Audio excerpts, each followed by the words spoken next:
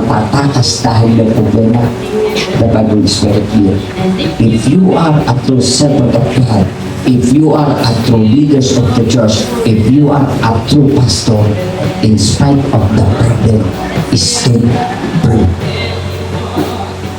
Church, pagka ang leader ng church bumagsak, what do you think will happen to the congregation? What do you think? Kung ang leader ng church babagsak, what will happen to the congregation? This is one thing that we need to understand. Hindi lang po pagiging leader ang pinag-uusapan dito. Ang pinag-uusapan po dito ay ang pagiging nananampalataya.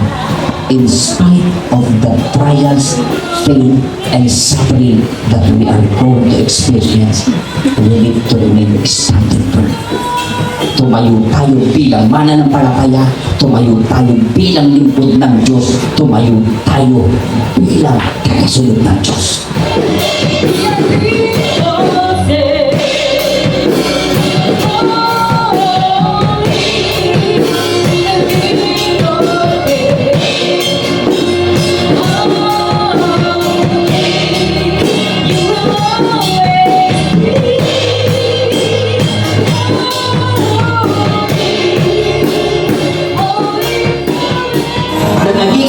Sometimes you think